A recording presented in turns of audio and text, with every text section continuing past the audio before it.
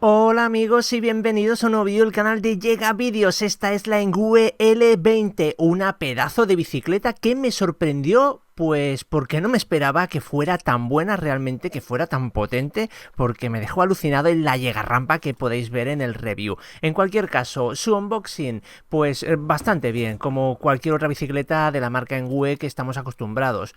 Buen embalaje, buenas protecciones y llega a casa básicamente sin ningún desperfecto. Es muy raro que este tipo de bicicletas, tal como vienen protegidas, te lleguen con cualquier daño. En mi caso, como siempre, perfecta.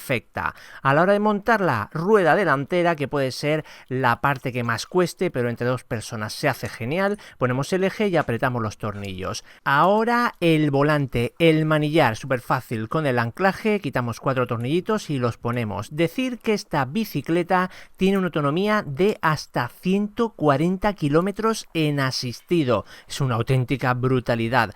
Pero para los amantes del acelerador del gatillo, no os preocupéis, podemos activarlo y desactivarlo mediante los comandos del menú oculto. ¿Y qué os digo de la velocidad punta? Limitada a 25 por hora cuando la sacas de la caja, pero tampoco os preocupéis, para las personas que quieran ir más rápido por recinto privado, pueden llegar hasta los 40 km por hora. Ahora voy a cometer un error, que es poner la luz como siempre han venido en las bicicletas. Ponemos el guardabarros y con el mismo tornillo ponemos la luz y bueno, pues no tiene mucho secreto, los anclajes estos laterales y ya estaría el guardabarros con la luz, simplemente restaría apretar. Pero es que, como os habéis fijado, tiene un portamaletas delantero aparte del trasero y esto, claro, me pilló a mí a contrapié porque aún no lo había puesto y claro, pues pensaba que la luz iba donde siempre ha ido. Los pedales sin problema, el que pone R es el derecho y el que pone L es el izquierdo. Los apretamos y punto. Viene herramientas y llaves suficientes como para hacer el montaje perfecto. No tenemos que tener